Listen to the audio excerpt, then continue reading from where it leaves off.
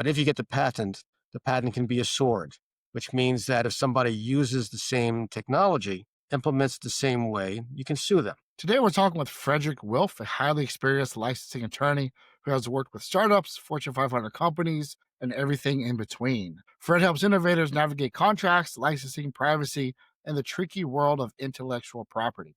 He's not a patent attorney himself, but he knows exactly when to bring one in, and he's passionate about making sure entrepreneurs don't get taken for a ride. Frederick, welcome to the show, man. How you doing? Doing very well. Thank you for having me. Awesome, awesome, awesome. Yeah, so I had a question for you. And this is really we have obviously you have a lot of experience, but why do you think entrepreneurs are continuously unprepared when it comes to knowing when to patent something, license something, or just in the realm of contracts? Any entrepreneur is building a business from scratch, and a lot of times they don't have all the information they need for the business they're trying to build. And some businesses do not have a whole lot of intellectual property core to their mission. Many do. Those that do, hopefully, some will have learned about patents, some will have learned about trademarks, some will learn about copyrights. But it's unfortunate a lot of them just have not picked up on that information for one reason or another. That's more of an issue for the first-time entrepreneur. The serial entrepreneurs, they're locked in. They're contacting me and my colleagues and saying, we're starting another company. We've got this, that, and the other thing, and we want to talk to you about IP issues.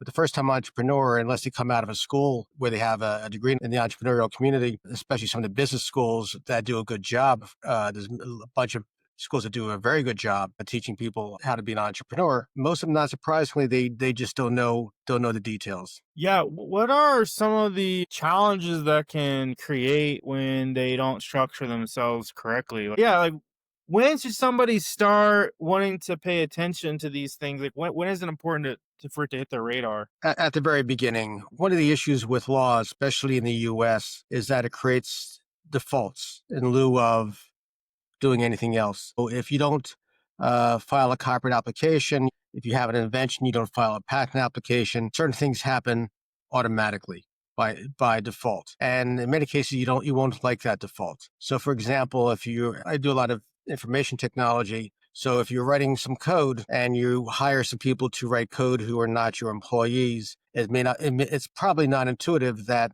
you don't get the copyright unless you have a piece of paper signed. People don't know that. It's not intuitive. And the default is that if you have a couple people who are not part of the same company, they may be independent contractors, they will own the copyright to whatever they write. And suddenly you find out 6 months later, oh, wait a minute here. I'm trying to sell the company or I'm trying to get an investment in the company. I don't own the crown jewels. I thought I did because I paid somebody else. I paid these developers over here who might be onshore or offshore. And suddenly I don't own that. I had one case some years ago where an investor called me and said, we're about to buy a company. It was essentially a college professor who had paid students to write the code. It was some software. But the professors thought that somehow because he was a professor and they were the students, and because he paid them, that he'd own the code they wrote. Not the case. By the time all this was happening, the students, or at that point, former students, had, of course, gone on to other things. And the professor did not own that code. As it turned out, the investment went ahead anyway, but we talked about some ways to address the issues. These are the issues that should be looked at and should be considered at the very beginning when you're starting the company, building the company, and especially if you're building anything that may be protected by copyright. Trademarks, you should also think about early on, because there are ways to get better protection, and you get better protection the sooner you file applications. But trademarks are less of an issue in terms of having to file right away. You can always file later. Patents have a clock attached to them. At least in the US, you have 1 year from the date that you first bring the technology to market, the invention, or 1 year from the date that you first disclose it, or 1 year from the date that you first put it on sale. And there are cases where many times people have come up with some technology. They file a patent application. The technology is very interesting, but if they wait too long, they may not be able to get the patent granted. Yeah, that makes a lot of sense. So Where's a good place if someone's looking for this type of information or this type of help? Where's a good place to look, and what are things you might ask someone that's going to help you through this? Sure. So certainly, if if you're an entrepreneur, or for anyone who is an entrepreneur or is otherwise starting a company, they should talk to counsel in advance. I mean, my firm, we always give free consultations in advance, and most of that for first-time entrepreneurs is explaining how a lot of this works, the basics. In addition, certainly, and by the way, that consultation is free, whether it's me or most other law firms. But there's plenty of places on the internet that have good information. For copyright, it's copyright.gov, which is the U.S. Copyright Office. For patents and trademarks in the U.S., it's uspto.gov, which is the U.S. Patent and Trademark Office.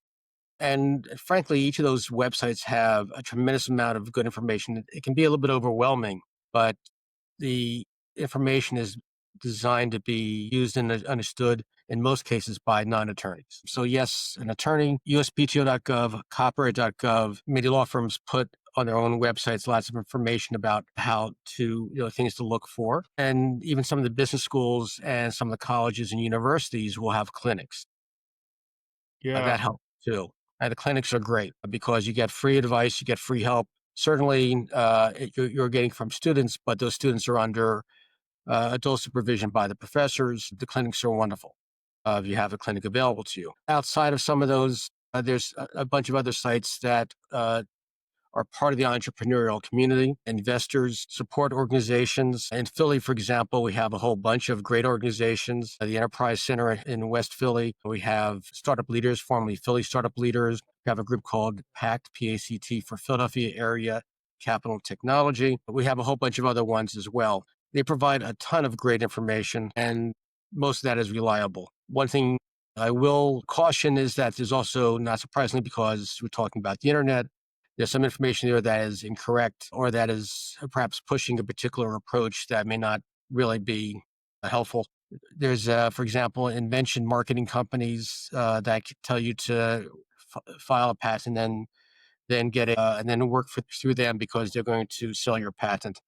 And some of those are will do some work for you, and some will not do so much, and may not be worth the investment.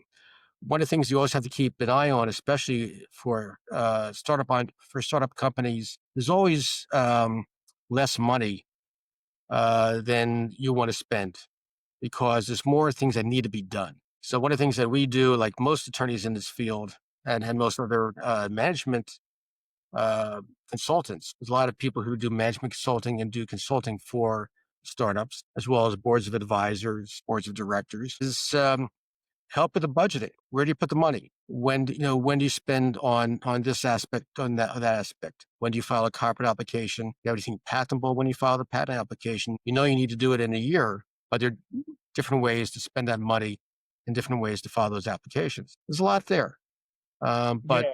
and there's a lot of really good information online and a lot of good organizations to help. I think that's really great that you talk about the money portion of it because as a startup, it seems to be probably the most universal problem I've come across Yeah, with every business in every industry is the money factor. And yeah, there's always 100 things that need money and your attention, and you have to decide what the most pertinent things are. And the best advisors that I've found over time, and it took me probably somewhere around a decade to figure this out, but what makes a good advisor is someone that can look at your resources and help you figure out how to allocate them. Because the absolutely. key is to not do everything. You can't do everything. You have to cut corners on stuff, most of it. And you want to make sure that you're putting the appropriate amount of energy in the appropriate amount of places. And without experience, there's really no way. I mean, I don't know how else to do it other than find someone that's already succeeded in these industries and say, okay, here's what I have. You know the kinds of areas where energy is returned and how much energy it takes to do certain things. So help me allocate my resources appropriately. And that also reflects energy, right? How much time are you spending 40 hours a week trying to get a patent? Or are you spending, a couple hours a week with your patent attorney, a couple hours, 10 hours a week in sales, 20 hours a week in marketing? Like, how are you breaking this time block up? Because you're gonna learn that even 100 hours a week goes very quickly.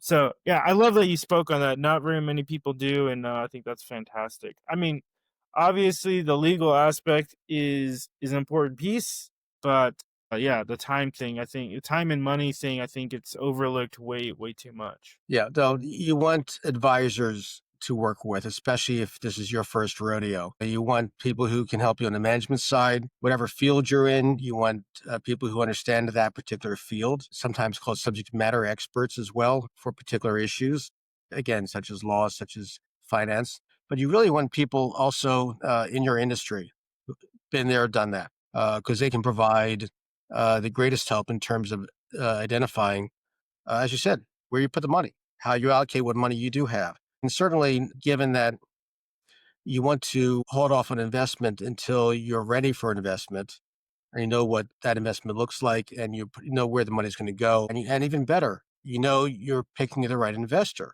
because you want an investor in the early stages, somebody who can be strategic, help you with whatever industry you're in, and can give you guidance if you need that guidance. Again, if you're an experienced entrepreneur, if this is the 10th or 11th company you've worked on, you need less of that advice.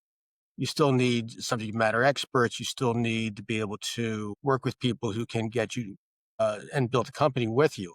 But the less experience you have, the more help you need. Yeah, I completely agree with that.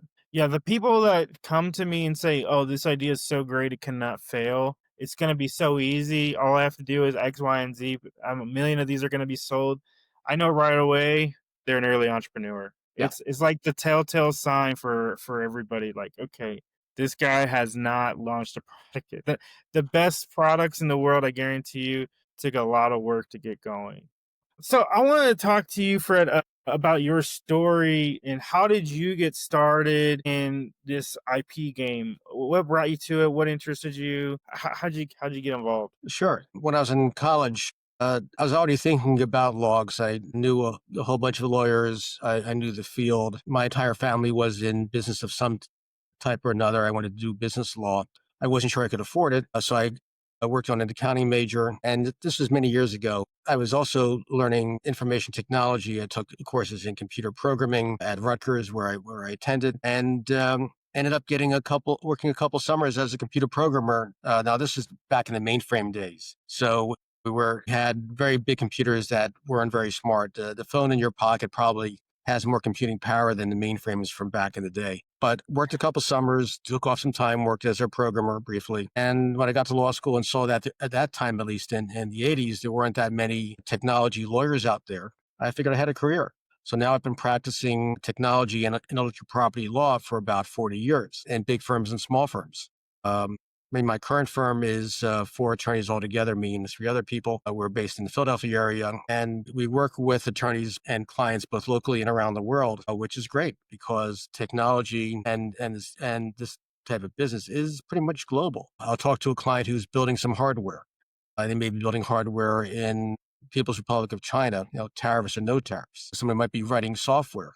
Well, they could be writing software almost anywhere in the world that has internet. So if the entrepreneur is a company that writes software for others, you're working with consultants and programmers, developers all over in multiple languages. And law being law, it's interesting because law is reactionary with a small r. It reacts to what happens first, and then eventually the law catches up to this new thing. So every time there's new technology, what I find especially interesting is we have to figure out what do we think the law will do with it over the next couple of years while it tries to wrap its arms around it, figuratively, metaphorically.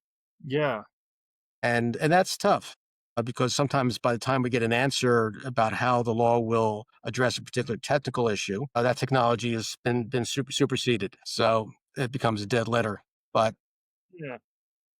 we had that, for example, with artificial intelligence. Now, we're making some guesses based on how the technology works, how the law has reacted to similar technologies. And AI is not new. More than 40 years ago, I had an independent study at Rutgers in artificial intelligence. I mean, the book was about this thin. AI has gone through many generations of technology development since then, but it's only hit its current stride in the past couple of years. And now we're looking at some serious issues, not the least of which is, I mentioned copyright and trademark and patents. Copyrights on software for software companies are very important. They define the asset class, if you will. But the Corporate Office in the US has said, after looking at artificial intelligence, that any software or anything else generated by AI, whether it's software, whether it's a drawing, or whether it's anything else that might otherwise be protected by copyright, Corporate Office says we're not going to give you a registration because we think that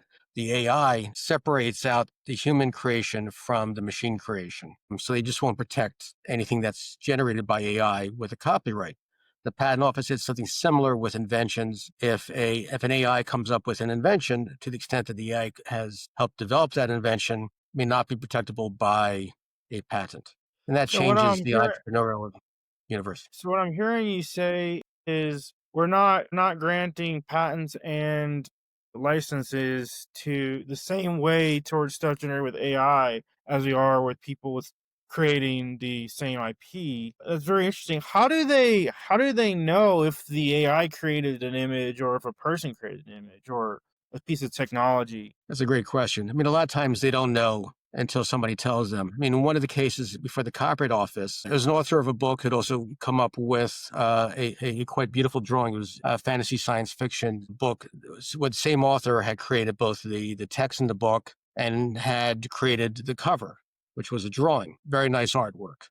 And initially, the Copyright Office issued a registration, but the author was talking about how they created the artwork using AI. Basically, had used some prompts, came up with a very nice drawing from the generative AI. Then the author modified it a little bit, and later on, the council filed the application. And because there wasn't any discussion of AI in the application, the Copyright Office gave granted a registration. Then later on, once the author started talking about how AI was used to generate the cover drawing, the cover artwork, the Copyright Office sent a letter to their counsel and said, "Tell us more." And they did. And the Copyright Office said, well, because generative AI was used for the cover artwork, even though there was some human changes afterwards, we are not going to protect and we're not going to register the artwork. So they pulled back That's the original crazy. registration and gave a new registration that covers the text, which was all human generated, but not covering the AI generated artwork. So they learned because the author was talking about it online. Now, it's also true that the only other times it'll come up is if, one, you tell the Copyright Office or the Patent Office, certainly. And now I think they're asking that question a little bit more. Or if you end up in lawsuit to try to protect your work, you try to protect your copyright, you try to protect Yeah. your patent through litigation. And one of the first questions that'll be asked is, tell me how you developed this. Did you use AI? And if you used AI, Wow. then portions of that may be public domain that anybody can copy and use without.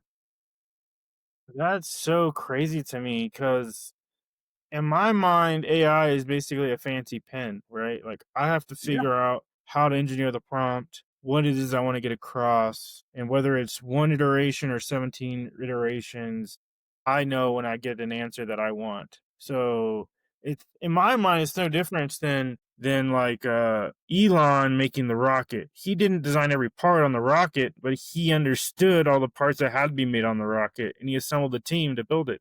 I can't believe it's not looked at in the same lens as that. That's Yeah, and I use the metaphor of or the example of Photoshop. You know, if you take a right. drawing, you put it into Photoshop, and Photoshop use or a photograph and put it into Photoshop and make it better, make it different. We all understand that as long as the original had some human interaction, human input, a couple things happen. One is Photoshop does not, and the people who own Photoshop don't have any claim. It doesn't stop anybody else from using Photoshop to use similar effects. And to the extent that the original has been modified, the individual who created the original version still gets a copyright, but it doesn't give that individual the right to sue anyone else who's using Photoshop that used the same effect because they don't Right. own the effect. They own output from Photoshop, but they don't own the effect that Photoshop added, or that Photoshop was used to modify the original. Now, that's another view of it. Again, the Copyright Office and the Patent Office have said essentially that because AI is a different technology than, say, Photoshop, again, separate out, and they feel that they feel that at that point, the connection between the human input and the AI output makes it unprotectable. Again, while I disagree with that, that's the law in the US right now as far as these agencies are concerned. And we'll see what happens in the future. And that's another point about law, is that it might take another 5 years before we get some cases in court and judges look at this and say thumbs up, thumbs down, or some combination of elements. It's interesting. But you can find out a lot more about this, again, on the copyright site at copyright.gov. Probably more information than you want on this issue. And the Patent and Trademark Office, the same thing. Tons and tons of information about this. Besides me, thousands of attorneys across the U.S. and around the world have also been weighing in. But for an entrepreneur, it's a matter of understanding these issues so that one option is, if the code is going to be mission critical, maybe they do all the code by hand. Or if the code is mission critical, or some of the code is mission critical and some of the code is non mission critical, do the mission critical code by hand and do other code using Gen AI if you want to use Gen AI. But we help with those issues and address those issues. There are ways to bring a product to market, bring a service to market. Right. Wow, that's very interesting. That's definitely a new piece of information that I was not so aware of. So, okay, I think it seems like a lot of people get confused between what a licensing attorney does versus a patenting attorney. Can you break down the differences and explain when each one makes sense Sure. to utilize? Yeah, one of the problems with the law is not so much that it's rocket science. Most of it isn't rocket science. Although some of the patents on rockets, that's rocket science. A lot of it is that we're very siloed in terms of different areas of law. So patent law is independent of copyright law, which is independent of trademark law, which is independent of trade secret law. We kind of group them together as intellectual property. If you want to use the accounting term, intangible assets, these are all intangible assets. They're not hard goods. They're not, a mouse or keyboard or anything. These are things that are not three-dimensional objects for the most part. They are rights in intangible assets. Copyright protects expressions of ideas rather than ideas themselves. And it really comes out of Gutenberg. With Gutenberg creating the printing press, suddenly, instead of taking a year to make a copy of a book or write a book using a quill pen and brushes for the artwork, suddenly you can make a couple books a week. And now, of course, you can make as many copies of books as fast as your machine will allow you to make copies, 1 per nanosecond. But the intent is that all the ideas you express in a book or in artwork or in code or in architecture, the ideas will not be protected, because if somebody has an idea, that idea should be shared, but the expression will be protected. That's why I use the example. If the idea is, let's go celebrate somebody going out to the sea and hunting or fishing whales and large aquatic creatures. One version would be The Old Man in the Sea. One version would be Moby Dick. One version would be that wonderful movie, Orca the Killer Whale. And you got Jaws, and you got a bunch of others. The idea is not protected. The expression is, and whoever writes up the book, the movie, the screenplay can sue anybody who copies that expression. But if you like the idea of writing in this topic, that idea is unprotected and you can write your own. And that's copyright. I think that's one of the most elegant exclamations of copyright that I've heard. That it's the expression, not the idea. I think that's interesting. I knew the kinds of things that get copyright, I knew the kinds of things that get patented, but I never actually had that type of clarity on it. That's cool. Sure. Now, in the U.S., copyright is one law passed by Congress. Just states don't pass and don't have the right to pass laws about copyright because Congress said, it's called preempting the field. Congress said that only Congress can pass laws on copyright. By contrast, with trademarks, trademarks are all about branding. A trademark is a brand and a brand is a trademark. And we have federal law, we have state law, we have what is called common law, which is law made by judges. We also have international law. They all kind of work together. And trademark law is all about branding. It says essentially under the common law, going back decades, if not centuries, if you sell a product under a distinctive brand or mark, we will protect that distinctive brand or mark for that product to a limited extent. Under the common law, which doesn't cost anything, which is great for entrepreneurs, just by going out and selling whatever that product is, whether it's a hard good, whether you're providing a service, you have a distinctive branding or a distinctive mark. Just by selling it, you gain rights to it. The rights begin when you begin selling. The rights stop if you stop using the mark or you stop selling. And the rights are only good in the geographic area in which you sell them because this all predates not just the internet, it predates mail order. The idea is if somebody opens up a store at a particular location in the city and is able to get and attract customers within a 5 block area, that brand is good and protectable against anybody who comes after you, tries to use it after you within that 5 block area. But if you're in a big city and you have your rights within 5 blocks, and somebody else uses the same mark 20 blocks away, that's okay because their customers and your customers are separate. That's why great minds think alike. You often end up with brands being used in different parts of the country. People don't even realize it until they get bigger. I like to use, for example, the Holiday Inn mark because the Holiday Inn was first used by a gentleman in Harrisburg to call his hotel Holiday Inn. He named it after a movie. There was a World War II movie called Holiday Inn, which is known for two things. One, it's the first movie in which Bing Crosby sang White Christmas. And second is that a whole bunch of people saw the movie, and because it's about, let's put in a show, let's have some rah-rah, and they called the hotel Holiday Inn. People liked it. They said, gee, that's a neat brand. And people started calling their hotels Holiday Inn. So Mr. Zimmerman called his hotel in Harrisburg Holiday Inn. And under common law rights, he began using it. He used it for hotel services. He attracted people from a fairly distant area, but the rights were considered to be primarily Harrisburg, Pennsylvania, where he was based. Later on, some people in Nashville who may have or may not have seen the same movie opened up what became the National Holiday Inn chain, which is now, I think, IHG, International Holiday Group. But they started, at that point, they started adding Holiday Inn motels and hotels all over the U.S., and they ended up suing each other. And the way it came down is that Mr. Zimmerman owned those rights and owned that brand in Harrisburg. So the national chain could open a hotel there. They just couldn't call it Holiday Inn. You could call it something else. But Mr. Zimmerman owned the common law rights and was in Harrisburg first before the national chain got there, and before the national chain even had a federal registration. Later on, once the national chain got a federal registration, you file with a piece of paper, you file a document with the U.S. Patent and Trademark Office at uspto.gov now. Then it was all hard copy, of course. You go through the process. If they grant you the registration, you have rights throughout the U.S.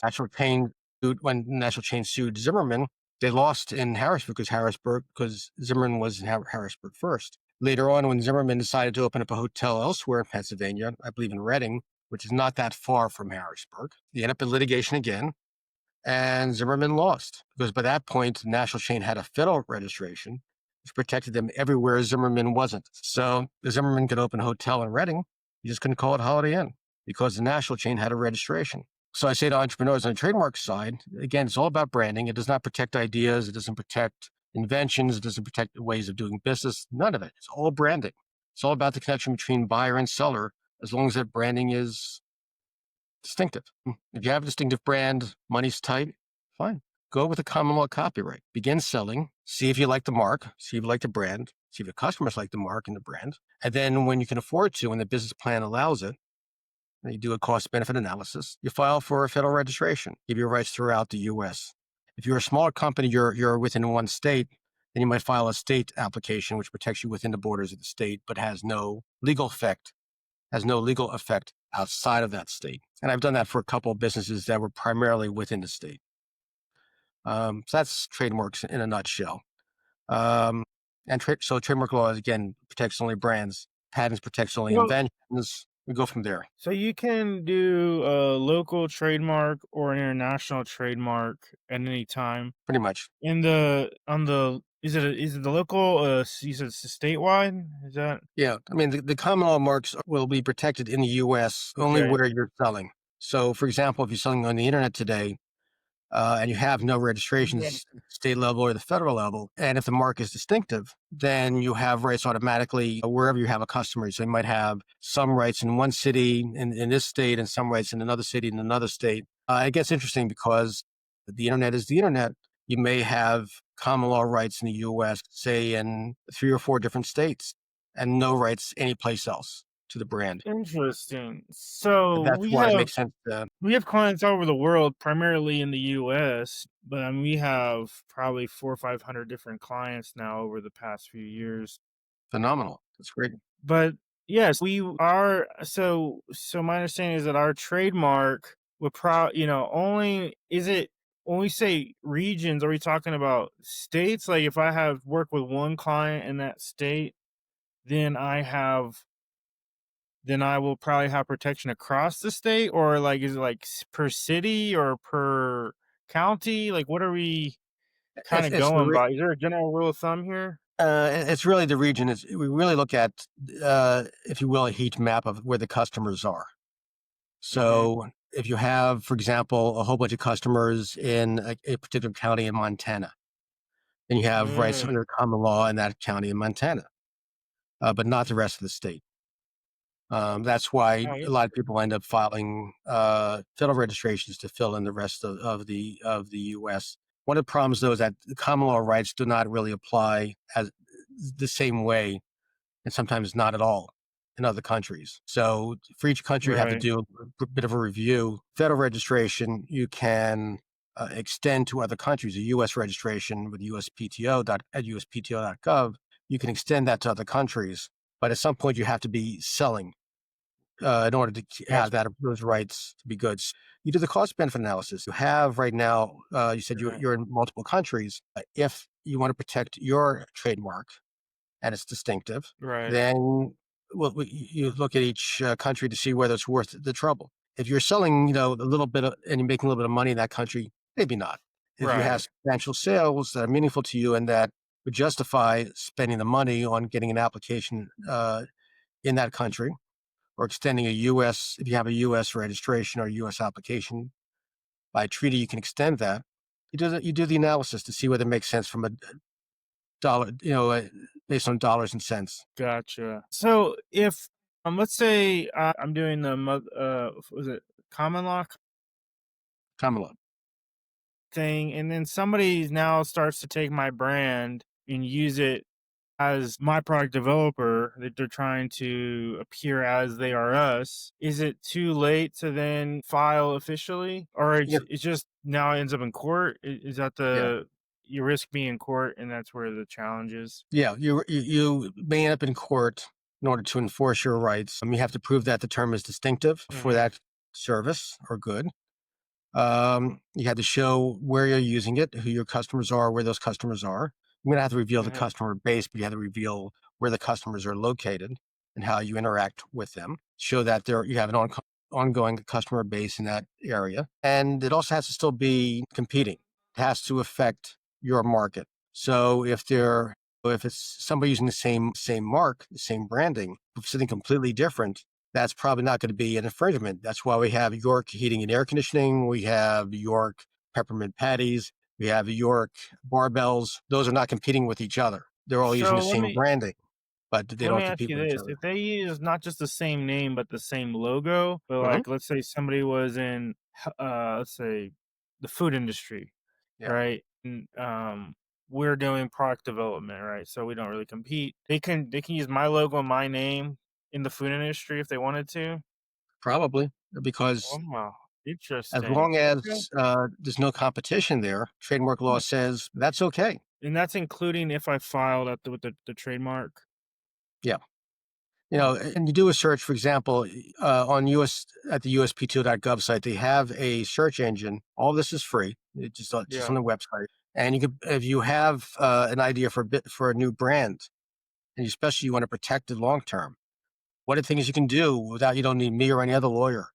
Go to USPTO.gov and look up trademark searching, and the full URL is it's a third level domain, tmsearch.uspto.gov, and you can search on trademarks and see what's filed in the office.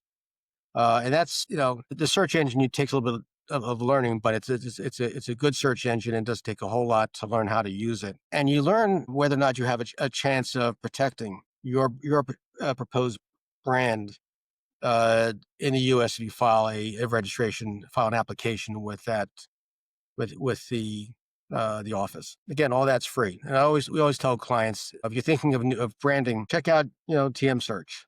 Also do a Google search, make sure that nobody is using the same branding. Again, with branding, the hard part is great minds do think alike. And a lot of times I'll talk to a client and they've come up with 4 or 5 great brands, and all of them have been taken. And sometimes they don't get a brand that's distinctive and original, or at least not, if not original, at least not being used until they hit number 20, 21. It's a Yeah, little bit of work. I can definitely contest to that. To come up with our company name, it took a lot of thought. But I read a book and it talked about naming businesses specifically. And one of the really interesting pieces of advice that it shared was you can take whatever it is that you want to name it. Like we want to be product development something, and just put a precursor word in front of it. My, get, yours, and You then know, you have like it opens up a whole chain of individuality that you can take a pretty cool work. I think naming is like sometimes it's overlooked the importance of creating a name that can tell a story, right? especially for a small company that doesn't have a huge marketing budget, like you're saying. There's a lot of companies that like Zillow, right? They pick a name that means nothing, and then they spend a Yeah, ton of energy and resources to educate everybody. But for right. the average person that I work with or a business that we work with, they're bootstrapped, and people need to be able to find it through doing a Google search or see it come across an ad and know what it is. I think it's Yeah, important to think about too, not just being unique, but tell a little bit of a story through your name. absolutely. I mean, that's also why a lot of marketing companies do branding as well. And you have companies that do nothing Right. but branding, and they're wonderful. And Oh, for again, sure. it's a cost benefit analysis. If you have the money to put into it, it would make sense to work with a branding company if you want a distinctive brand. That's also one of the trade-offs is that the more distinctive brand, you mentioned Zillow, the more distinctive the brand, the more may have to explain what that brand is all about. Yeah. Because now with my product developer, you're using a brand that is more descriptive of what you do. That means in trademark parlance, that's a weaker mark because it's closer to generic. It's closer to telling the world exactly what the class of services are. So that makes it a weaker mark, harder to protect. You can't protect the term product for products. You can't protect the word developer for developers. You can probably protect my product developer as your brand if you're the first to use it in this field. But you have a generic term that can't be protected. They call this, by the way, the spectrum of distinctiveness, which is an overwrought term, but Okay. lawyers will like that. It says that at one end of the spectrum, a generic term cannot be protected at all. You move up a little bit, a descriptive term describes the goods and services, but is not a generic for them. If it's merely descriptive, it can't be protected. If people think of you have what they call a secondary meaning, then it can be protected. So my product developer might be a little descriptive, but when people hear that, they think of your company. A little further up the spectrum is a suggestive term that gives a hint. It suggests what the goods and services are without being generic or descriptive. My favorite example is Microsoft. There ain't no such thing as a Microsoft, but it suggests microcomputer software. So that is a lot more distinctive. In fact, it's automatically distinctive so that it's more likely to get a registration from the. And finally, at the far end are terms that are either arbitrary, where they have a meaning but using them differently, such as Apple. Apple for fruit's generic. Apple for technology is very distinctive, or a coin term like Zillow. Now, at that far end, for Apple in the early days, the two Steves had to spend some time explaining what Apple had to do with technology. Now, over time, we understand that connection for the company. Zillow, the same thing, but they get better protection by having a more distinctive term, and that's a trade-off. You end up with more protection if it's harder to explain. You get less protection if it's easier to explain.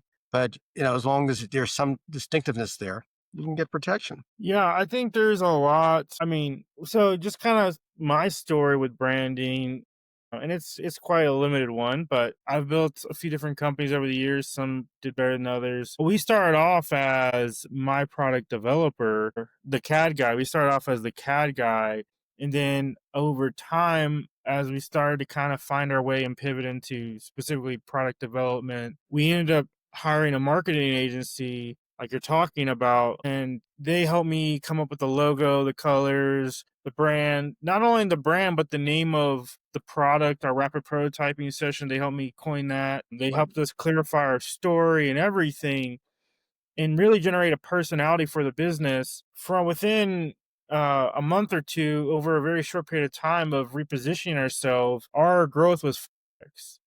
And Intact. I really completely think that was based on having a clear direction of who we are and being, and when people see us, they can identify with what that is and what we're doing, and then they come over. Before that, it was a very different story of how we recruited a client. So I'm a big advocate of this side of the house because of that. I mean, there's other things we can also talk about for entrepreneurs. I mean, with patents, we're talking about inventions. Again, it's another area of law, independent of copyrights and trademarks. I know that a lot of times people get confused with one versus the other, and we're not making it easy. And I always joke I have a job for life, as do all the other IP attorneys out there, as long as they want it, at least. But with an invention, we're looking at actually doing something. We're talking about a process. We're talking about a mechanical device. We're talking about a piece of hardware, electrical device, as an example. It could also be a plant. It can be a Hmm. chemical.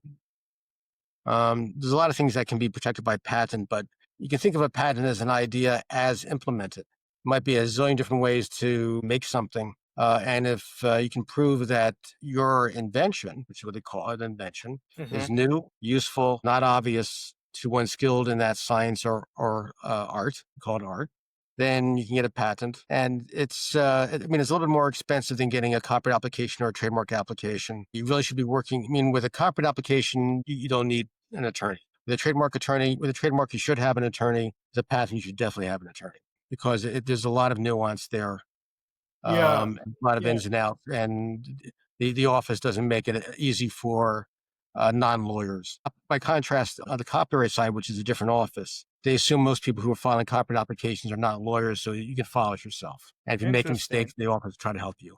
So I definitely noticed it with patents. I don't, a lot of my clients think like I need to get a patent and I'm done, and that's the end of that conversation. But very few times we talk about the quality of a patent. Sure. And I think for a lot of people, patents is a checkbox. Do you have it? Yes or no?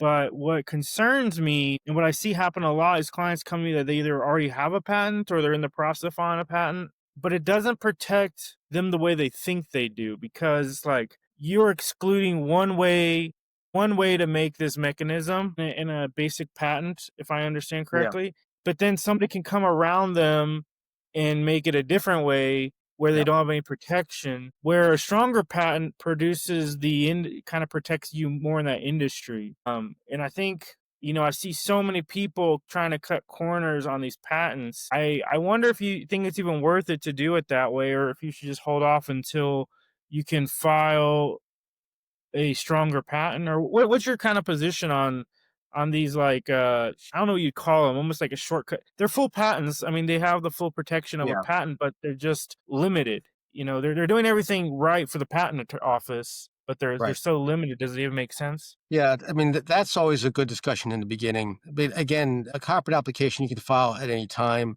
Trademark registration you can file at any time. Patent, you have that a 1 year on sale bar. So you really have that clock ticking. And if you file too late, you don't have the option anymore. If you think you have developed something that may be patentable, speak to a patent attorney. The attorney will help you with all those issues. They can do searches. They can help you understand how the process works. Ultimately, you have to decide, and I always use the term cost benefit analysis, for the industry that you're in, for the invention you have, given the time, and yes, given the money, the costs are there. Usually the costs are higher than filing a trademark application or filing a copyright application, both the filing fees and if you use a lawyer, the legal fees. But especially for a patent, it's the time you spend with the patent attorney. Is that worth your time? Now, any invention that you think might be protectable, again, new, useful, not obvious given the current technology, you're trying to extend the technology, you're pushing the envelope. If you think you have something there, absolutely speak with a patent attorney and understand this. Now, don't assume that. I mean, you mentioned this before earlier. You don't assume that if you get a patent granted, suddenly people are going to be throwing money at you. It doesn't work that way. And don't Right. assume it's going to be a perfect protection. What a patent can be, if you get the patent, first you have to get the patent. And that can take some money, that can take some time. But if you get the patent can be a sword, which means that if somebody uses the same technology, implements the same way, you can sue them. It can be a shield. Somebody claims that they have a patent or that you're somehow infringing what they're doing, But if you have a patent that shows that you own that particular process, you own that particular design, Mhm. you own that particular invention, that is a shield against somebody else threatening to sue you. You can also use it like a trading chip, which means that you can cross license. You agree in a contract that you have your patents, I have my patents, and we can use each other's patents and each practice what the other company's patents say. And you can also have, in certain cases, if you don't run into antitrust issues, a couple companies can get together and pull their patents and say, this is a developing area. We have a lot of competition, so it's not an antitrust issue. But, you have 5 patents over there, and that company has 3 patents over there, and this company has 10 patents over there. We throw them in a pool, license everybody to use them. And this way we can help develop the industry faster. And then finally, of course, it's an asset, so you can sell it. Maybe you file the application, you get the patent granted, then you realize you don't need it as much for your business. Maybe somebody else needs it more than you do. You sell it. I've had a couple of clients who've come to me, and again, I don't file patents, but I do patent licensing, do technology transfer, which includes selling patents. Basically, and in the past, when I was doing some litigation, I also litigated some patents. So I've been in court trying to protect patents and sue people who were infringing. At least that was our allegation. So there are cases where clients have filed for and obtained patents, and they have not seen any direct benefit from them. Maybe there's an indirect benefit, but you have to decide for yourself whether it makes sense to do that. That's what I mean when I say you do your cost benefit analysis. Now, there's no question about it. I've seen people go out and say, file a provisional application. It doesn't matter what the quality is, just do it. And the provisional essentially is half an application. It gets half the application down, and then you have another year to file the other half of the application, which is the harder part of the application. It's the claims, because the claims determine exactly what is and what is not protected. This is I claim, then you have to explain the invention, and that puts like a fence around what the technology is, the fence around the invention, whatever the invention is. But I don't tell clients to just file provisionals because, one, they may not do it as well as a patent attorney if they do it themselves. And two is, why spend the time and money if the invention that you have is not worth the trouble? Either because it's not, as you said, the case where it's not new enough, it's not an improvement upon existing technology. Yeah, I think that's a big distinction too, is being unique alone. Like I've had clients patent things solely, like they make a difference just to fit a patent to be, so they make it unique. But they forget that, or they're not paying attention to the part that if nobody is interested in that feature or is going to want to purchase that item, the patent doesn't really help you. I No. mean, technically, yes, there's a help, but you have to make sure that when you're going into this, the problem that you're solving is in line with the patent, or the patent is in line with the problem that you're solving. Because if they're not, I I have a hard time seeing that value ever being made up. Yeah. You know? Yeah. And I've worked with clients where one had a portfolio. They put some money into some patents. They thought they were going to use this new technology they had developed. They needed, once they had a couple of patents, realized they really weren't using that technology the way they thought they were, and they sold it and they made some money from it. And so that was a good story. I've had some other clients come to me and say, "Yeah, but I put some money into these patents. It's a hot field. People are interested in it. Couldn't sell the patents. They saw no revenue back. They saw no return on investment." But you have to think about that going in, because the investment is greater, both in terms of money and in terms of time. And with a copyright application, to file a copyright application, you're filling out in hard copy 2 pages. Online, you're answering 15, 16, 17 questions, and the filing fee is $65 to $85 on average. So it's relatively simple. You can do it yourself. And if you screw up, they'll help you. And if it turns out that you never have to even show the copyright application in anger, not out a lot of time, not out a lot of money. The trademark, it's more money, it's more time, but usually not huge. And then for a patent, it's more time, it's more money. You have to just decide whether it's worth it. Yeah. Is it really going to provide you with any value? And sometimes that's an easier decision than others. Sometimes So it's I harder. want to go. I like to go more into, kind of change direction a little bit, go more into Sure. what you focus on specifically in the licensing realm. When does it make sense for someone to start to look at licensing their products versus manufacturing their products? Or I'm not even sure, is there I mean, those are the two directions that we see our clients go, and we help our clients Sure. through. But maybe there's another direction that you also work with or could recommend. Sure. I mean, there's a lot going on there. I mean, the question really is, having developed this product, how do you go to market? How do you distribute it? How do you bring Exactly. it where people are going to buy it? Or in services, how are they going to pay for it? And there's a lot that goes into that. And frankly, a lot of times the entrepreneur might have come up with a wonderful product, but they need a bigger organization to bring it to market. And that happens a lot. That happens in hard goods, that happens in technology, hard technology, that happens in software, that happens in services, that happens all the time.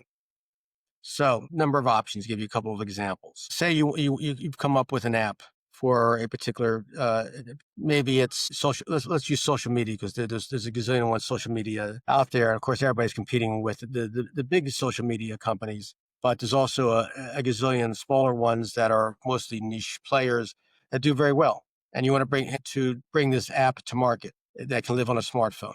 Well, you can do it yourself. You can build it yourself or hire people to build it. You can bring it to market through the primary app stores, such as Google and Apple app stores. But you still have to market it. You still have to advertise it. You still have to tell people it's out there. And in some cases, for a very small niche, a small company can do that very easily. And they have all the tools they need. They don't need anybody else. In other cases, for example, if somebody is coming up with a new pharmaceutical or a new medical device, that's great. Maybe if it's a hard good, a medical device, maybe they can have it manufactured in the US or overseas, have it imported. But by that time, you're doing contracts with companies that are building the hard. You have to deal with bringing the product into the US or wherever it's going. Now, of course, more recently, you have the tariff issue. Tariffs have been around forever. It's just they've become more of an issue more recently. That's a whole discussion all to itself.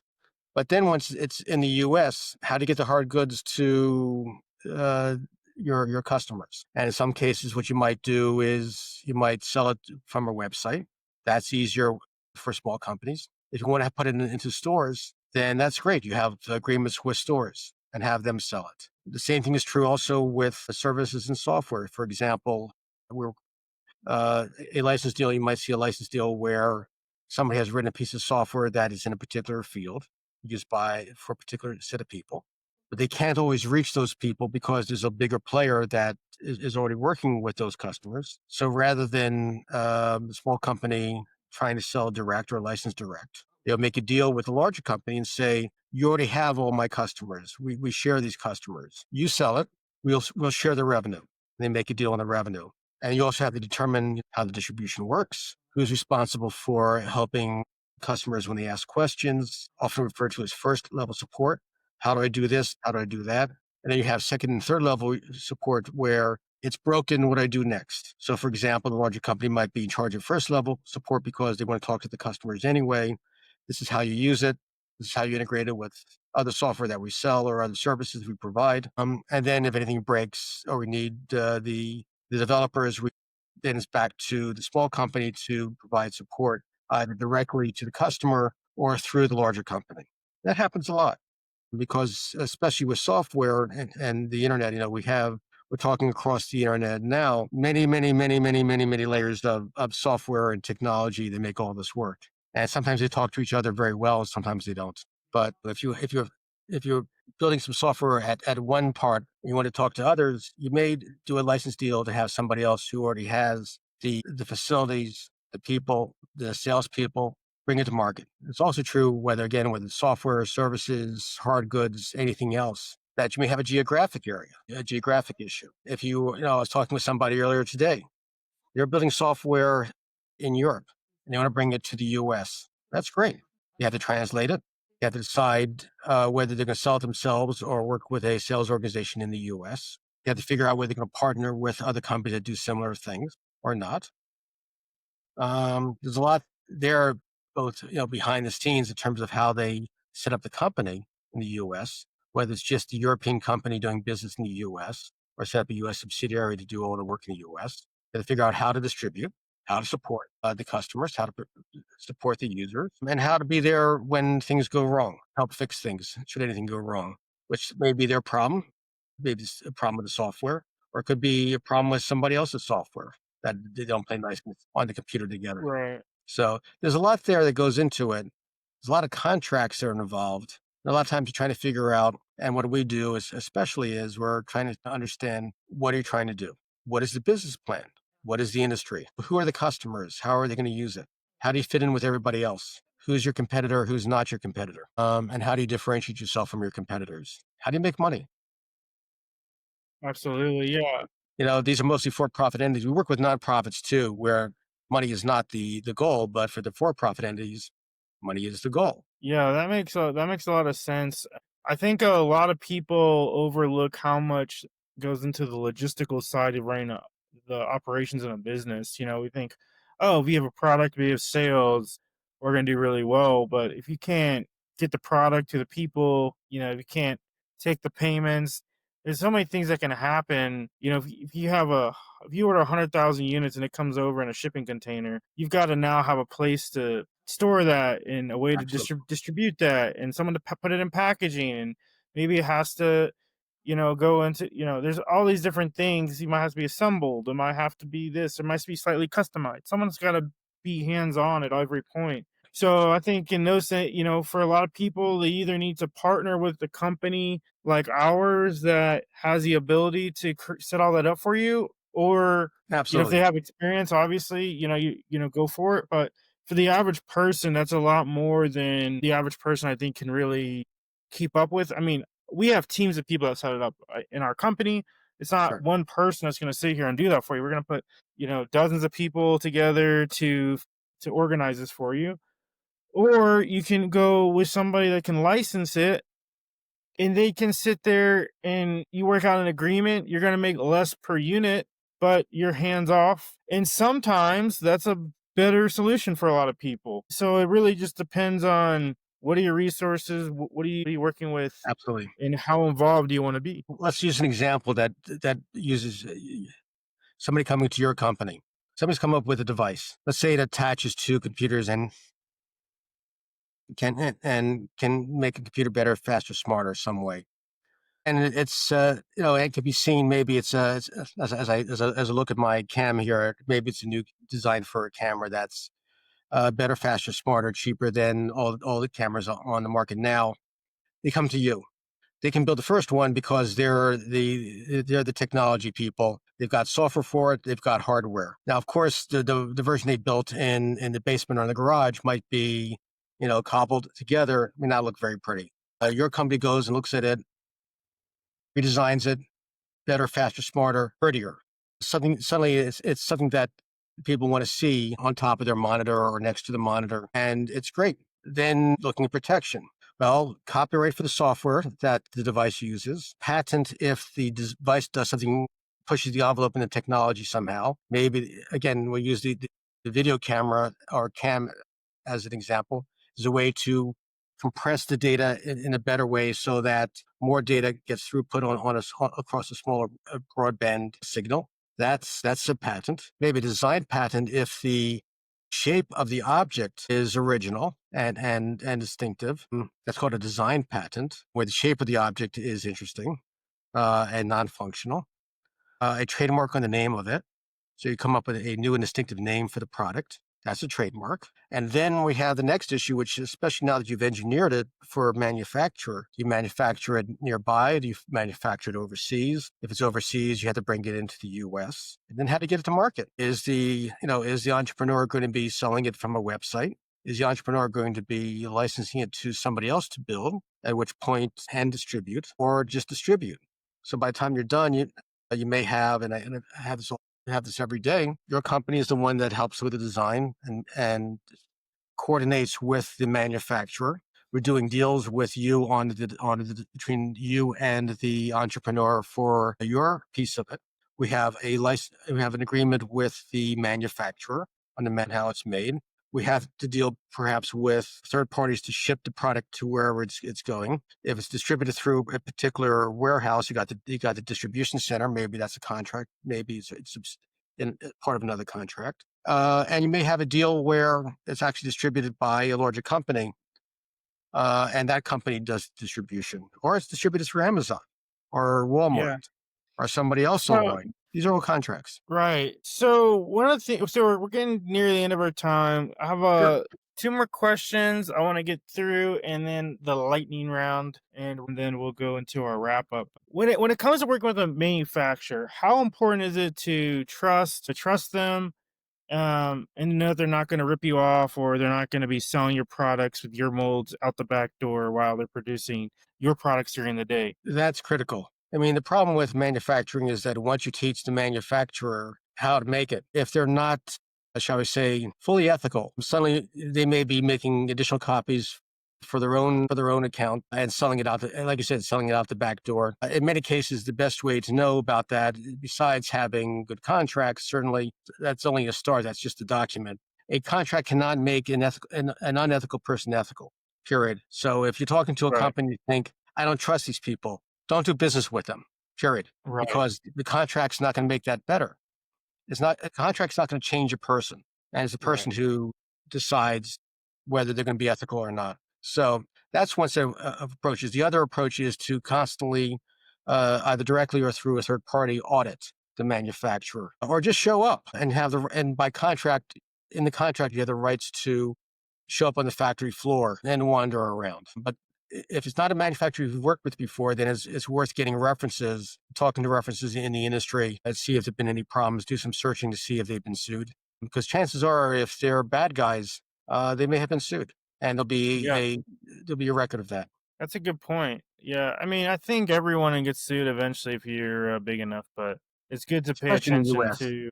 Yeah, Yeah, I mean, I haven't been sued, but we've been involved in lawsuits for various sure. reasons. So one of the things that we do to make sure that we are protecting our clients when we manufacture stuff overseas is we have a team that actually goes back and forth to China. Fantastic. So they actually take the molds and store them off site when they're not being used. That's We'll good. assemble them in different plants and then have a third party assemble them so nobody has all the pieces. And Good. then also we have a very strong relationships because we're doing large production runs with many companies. So to soil that relationship with us, they're not just losing that one little client that's maybe doing 10,000 units. They might lose hundreds of millions of units of inventory from us. So, I mean, and the only reason we're able to do this is because we've partnered with a manufacturer in the US that then goes and it manufactures for lots of companies like ours under one umbrella. So they get a lot more power, they get better pricing. There's a lot of perks to that. They get a lot better response rates. But it can be a very different story when you manufacture by yourself. You got to think through how you're going to protect yourself against these things. And eventually, if what you're selling is viral and it's big, you're either someone's going to be trying to steal your IP, someone's going to be trying to rip off your product in some form Always. or fashion. But normally, you don't have anything to worry about until you're well into the green. Making millions of dollars. Typically, that's when you start to catch the industry's attention. I'm going to kind of switch gears one more time here. Sure. Before a founder signs anything, what ground rules should they absolutely follow to protect themselves? If it's a document, have a lawyer review it, because we can change the document after it's signed. Okay. Now, in today's world, everything is a document. I mean, every time you blink your eyes, you open a piece of software. At what point do you say it probably isn't that relevant versus no, this is the document that I need to have somebody look over before I sign it? Do you have any ideas on that? Again, it becomes a cost benefit analysis. You're right. If something goes, if you're looking at a document and the worst that can happen, and then that's perhaps the question you ask yourself. You're looking at a document, what's the worst that can happen? If you don't know what the worst is, then maybe it's time to also have a lawyer look at it anyway, because a lot of times we see forms that are offered, and they throw stuff in there that shouldn't be in there in the first place, and they make it different. Even a non-disclosure agreement, which is often one of the simplest documents that we see in business, and especially in IP, sometimes people throw stuff in there that essentially looks like a non-compete, which should not be in Right. there. It doesn't make any sense. And it can hurt a company if someone Yeah. tries to enforce it. Right. But yeah, that's really the question. What's the worst that can happen? And if you know it, that's fine, and you can live with it. Maybe you don't need counsel. If you don't know, you're not sure, then yeah, you probably should have counsel review it. Yeah. Another thing I think might play into that is the terms. If it's if the contract is going to expire in a month, it probably won't matter too much. I mean, maybe it does. I don't know, but that's another thing, right? Versus it's a 2-year term or a 10-year term that could definitely take a much Yeah. different bite out of you. I Like if mean, the if there's a lease lot, is something for 10 years right, versus we're gonna work at this event for a weekend or a month, it's a different right. type of, my opinion. I mean, some technology you'll know will be around in 10 years, and other technology will have gone Right. through 4 generations in that time. And then, yeah, we're gonna jump into the lightning rounds. Take enough time to answer the question, but we're gonna try to speed through these. Okay, what is one contract clause every startup founder should understand? Ooh, that's a The rights, who owns what? I like it. Patent or trademark, which mistake do you see more often? Both. I see more mistakes with patents. I see a lot of mistakes with trademarks. Okay.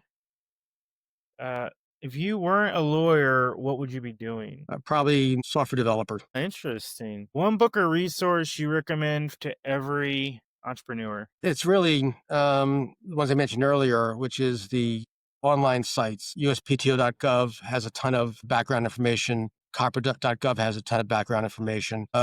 Another one I might recommend for entrepreneurs, certainly Y Combinator, as well as the other investment groups. They have a ton of great information for startups. One book on the patent side that I always recommend, although I disagree with the title, a book called Patent It Yourself from Nolo Press. I love the book, beautifully written. It's a great way to explain how the patent process works. I never recommend, I always recommend against people filing their own patent applications, unless they're already qualified as a patent attorney, Right. which also does happen on occasion. But otherwise, I recommend against patenting things yourself. It's too many mistakes can be made. Yeah. What's one of the best pieces of advice that you've ever been given? Follow the money. Understand, in all respects. Understand the economics. Understand where the money's coming from. Understand how the money is being spent. Understand how you expect to make money. Again, even if you're a nonprofit, understand the money. I've seen a couple of nonprofits who are getting grants, not understand how where that money comes from, where money comes from, and how the money is used, and they end up misspending it, unfortunately. But follow the money, understand the money, how it's used, how it flows, where you want it to go. Yeah, I think for a lot of people, it makes sense even early on to get a bookkeeper or a public accountant, a CPA, Absolutely. and someone not just that can track the numbers, but can interpret the numbers. I think there's a big disconnect there. People think because they're tracking the numbers, they understand the numbers. Right. And you need to have somebody that has experience in that industry that understands what's an appropriate amount to spend on employees, what's an appropriate amount to spend on marketing, what's an appropriate amount to take out of the business. Make sure you are able to pay yourself, right? Because that's why we work. So yeah, I think that's great. Yeah. And then my favorite question is, what is your favorite product that you have or you've used or you've seen every day? And you're just like, wow, this is cool.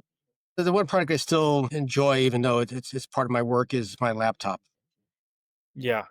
I've been through a ton of laptops over the years. Again, I go back to the mainframe universe, and it's very powerful now, very inexpensive, very portable. And at some point, I even wonder whether the so-called clamshell laptop is going to go away and just be replaced by tabs.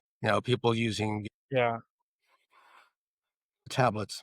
But it's Yeah. I mean, it basically has like your phone. If you look at the chips in a phone versus your standard laptop, the processing power is on par. It's yes, mostly just how much screen real estate do you want and do you need a keyboard is really the question. yeah. I think It's the folding very, very phone. interesting.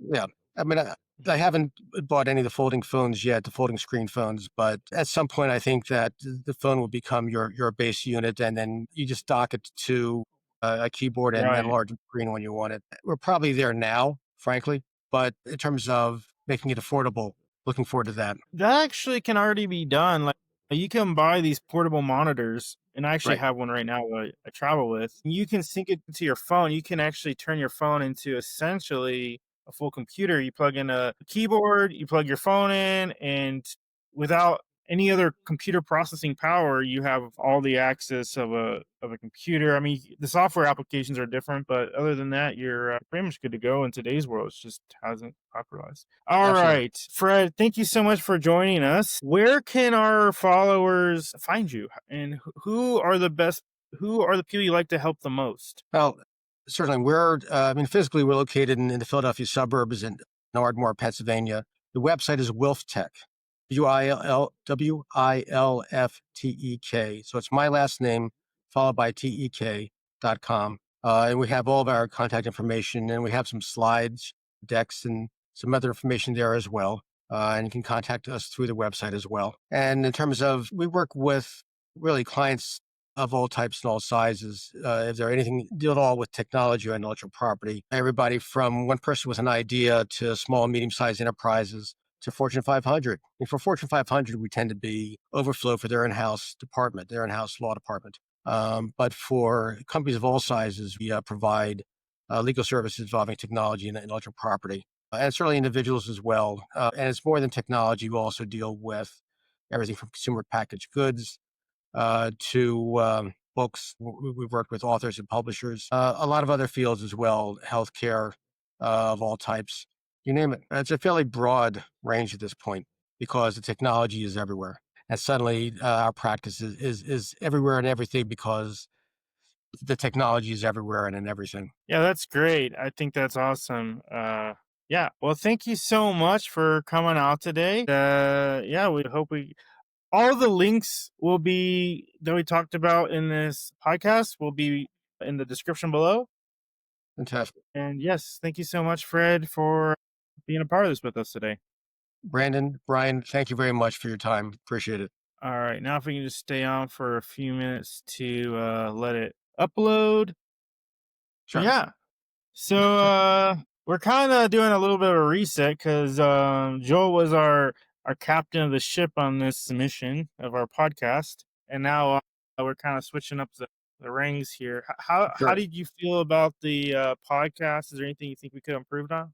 I thought it was good. What I liked is that you kept it loose enough and you followed where the conversation went rather than sticking to a script. And technology, at some point, I saw some signs saying that new software is being updated, and I don't know whether that was on my machine or your machine or something in between. I guess Yeah.